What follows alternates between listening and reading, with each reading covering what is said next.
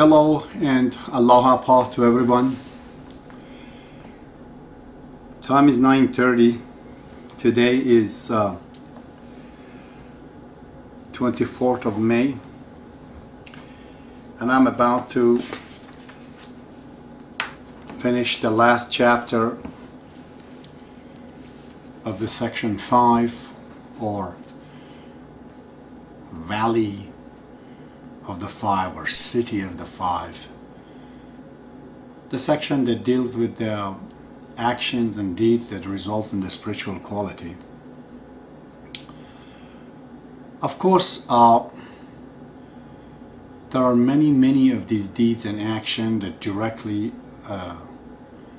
benefits us to grow spiritually, and the writings are so many, the books are so many, that I have just clung to a very a few of them in reality to explain some of the areas. By far, this is not all of the actions and deeds that's required and recommended by Baha'ullah, but I've chosen mainly from 3 books, and tonight I'm going to refer to some of the synopses, references of Shoghi Effendi that are in the Kitab Aqdas. Under miscellaneous exhortations, I've chosen number 1. He says to honor one's parents. Definitely part of the spiritual path that we are traversing would include us and others. Now, we have a connection, we have to feel that unity with the rest of the mankind, but surely there are people that are around us. I have said the minimum definition of a human being in humanity to kick in is one has to have one connection at least to the past and one to the future. In this case, to our parents. This is where we come from, and it is so very important that, as Shoghi Effendi says, to honor, to respect and love them, and do this in a practical way. This is what's been lost in the West. If we actually do not pay attention practically, spend time and money to respect our parents, our children will never learn to do the same thing. This link of humanity, it will be broken. So whatever we have to do to cut down watching TVs, movies, anything, but we have to find time for our parents. So, number 2, he says, to assist those who arise to promote the faith. Well, a lot of us, we might not be able to promote the faith of God the way we want to, but there are those who are teachers, as Shoghi Effendi categorized the Baha'is in 2, teachers and followers.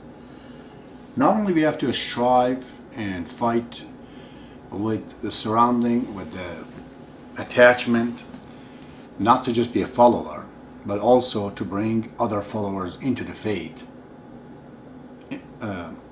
In other words, to help Baha'ullah's mission, that was to bring people into faith. We help him, became our father assistant in doing so. And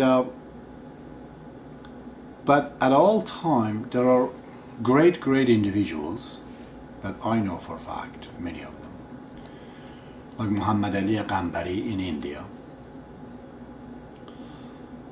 Mr. Ali Merchant. I haven't seen these souls more than 25 years now. But we have to remember them, and we have to talk about them. We should not always be dealing with the historical figures. Our heroes should not be dead. Those who are real and they're alive, we have to recognize them. This is the biggest trick. So I ask you, in 37 years, even more, I have been teaching Baha'i faith from age 18. I'm now 55. Day and night. I did not get a lot of help from Baha'is, except for a few. One of them was this Tawheed Ahdi Fard, and few others. The rest of the Baha'is, they would not understand this part that we have to teach. So to them, teachers were a problem. In Thunder Baby, I started to teach when a lot of students and a lot of children, they came into the faith. They were literally objecting at me that, Abbas, you're overwhelming us. We don't have even enough pamphlet to give to these kids. If you want to continue like this, we don't know how to handle this. Can you believe it? The Baha'is actually were scared. And they're telling me that I should slow down, I should slow down. Well, let's go to number 3. Not to depart from the writings or to be misled by those who do. I've been accused by many Baha'is that I am departing from the faith of God. But one of the beautiful words of Abdul Baha in the Some Answered Questions is that, I'm paraphrasing, he says that we are not in love with Baha'ullah, we're in love with the truth of Baha'ullah.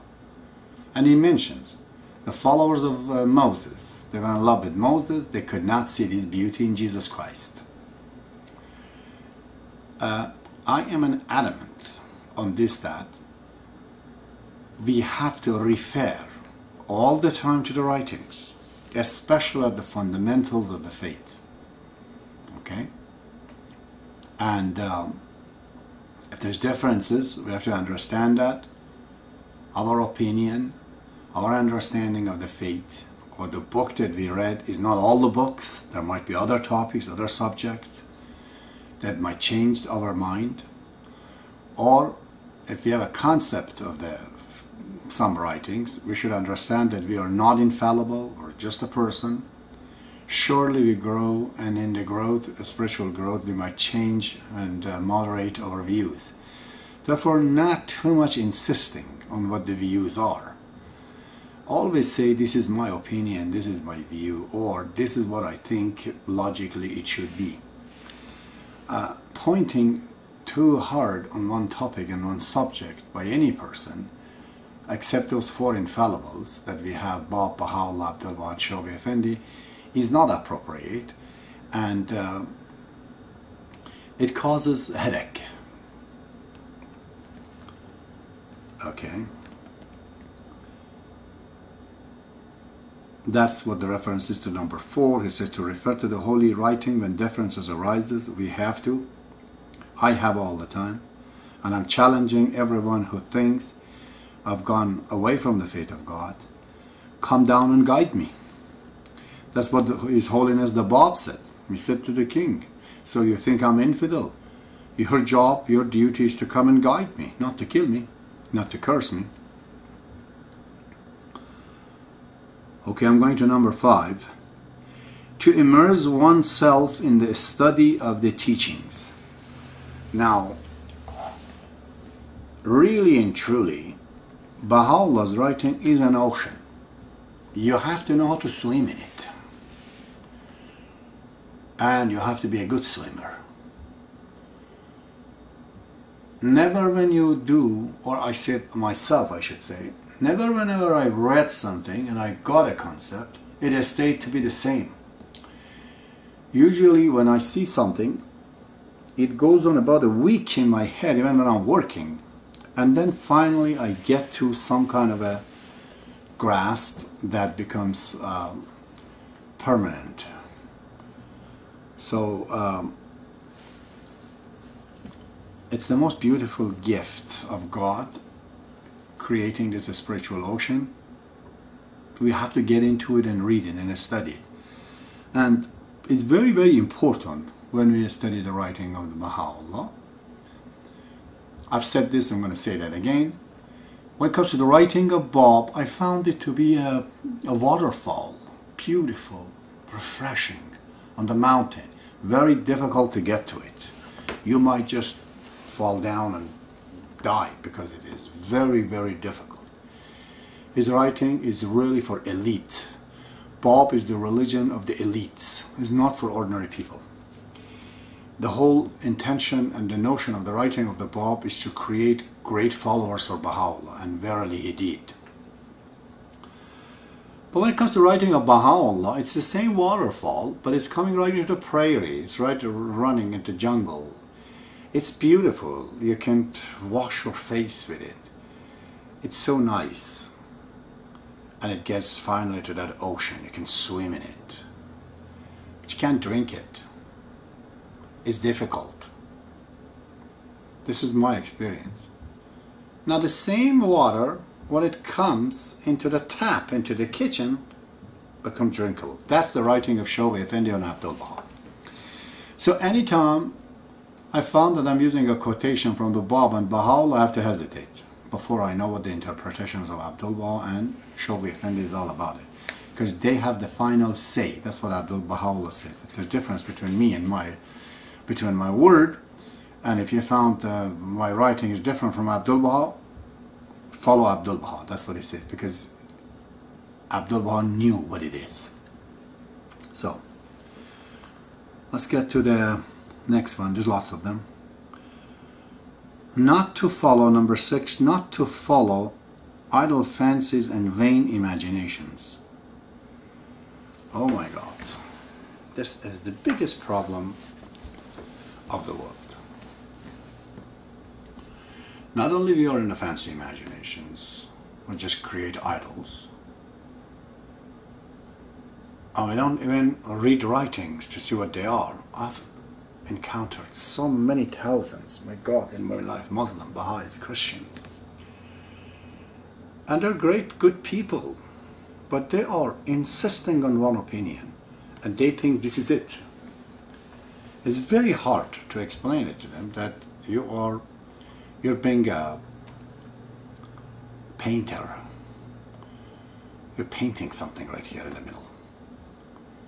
It is never ever impossible for a person completely grasp the reality of the Baha'i faith as it is revealed by Baha'u'llah. Impossible.